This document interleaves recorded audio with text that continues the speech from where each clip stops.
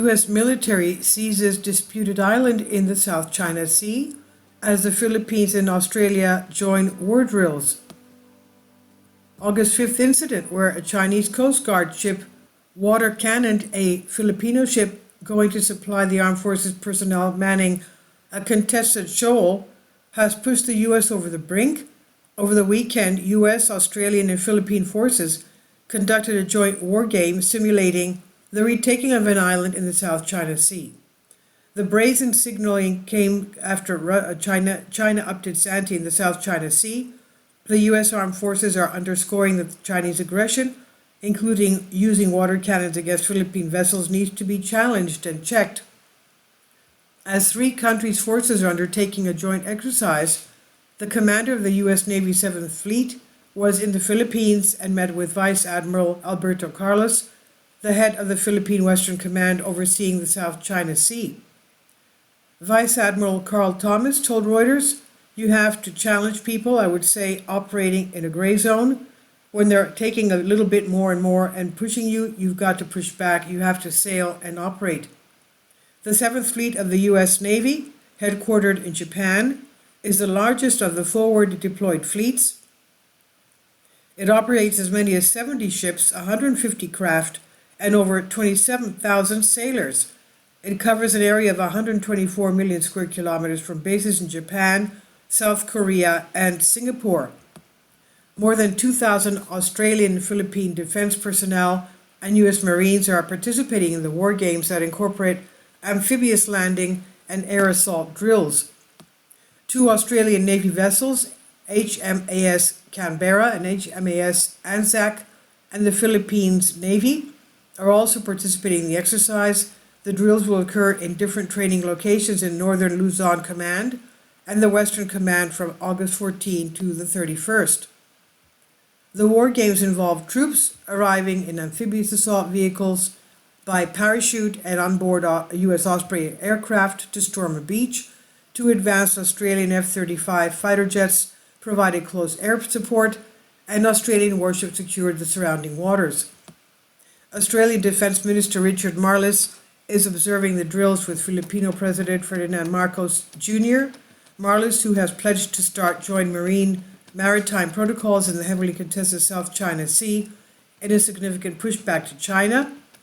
It's an important aspect of how we prepare for any eventualities, considering here there have been so many events that attest to the volatility of the region, Filipino President Marcos said.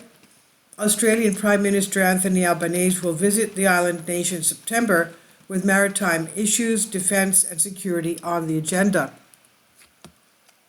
In 2016, the International Tribunal in The Hague declared the 9-dash line invalid and a violation of the UN Convention on the Law of the Seas. China, refusing to accept the ruling, continued militarizing the islands, and its militia continued to harass the Philippine vessels. While Manila has UN clause on its side, its military weakness in the face of the formidable foe of China has not gone unnoticed. That is why the Marcos administration, since taking office in June 2022, has been fortifying its defense and strategic ties with the U.S., Australia, Japan, and India, the Quad countries.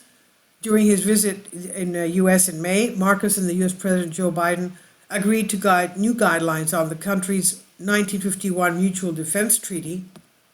The U.S. reiterated that it would aid the Philippines in the event of attack on it anywhere in the South China Sea. The guidelines also acknowledged the threats posed by gray zone tactics employed by China.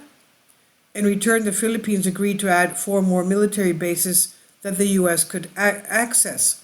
And sticking to its commitment, the U.S. Navy plane flew ahead as 2 Philippine boats breached a Chinese Coast Guard blockade to replenish food and other supplies to its forces guarding a contested shoal. While the Filipino government was dallying with the U.S., it was also strengthening its ties with Australia, which has commercial and strategic interests in the South China Sea. Australia and the Philippines in May elevated their relationship to a strategic partnership.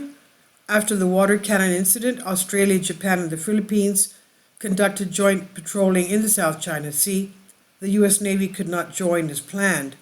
The Philippines has also signed an unprecedented memorandum of understanding with the Indian Coast Guard that will, besides other things, include sharing information in the Indo-Pacific. The Philippines is also modernizing its armed forces.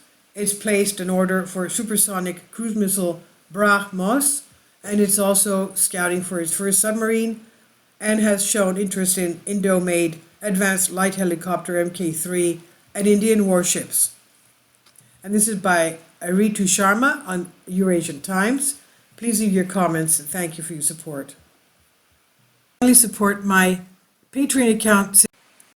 The daily posts are 5 videos daily, and they are totally different from what I have on my YouTube channel. Thank you so much for your support and that you find all my content so interesting. You'll find the Patreon account details in the description box below.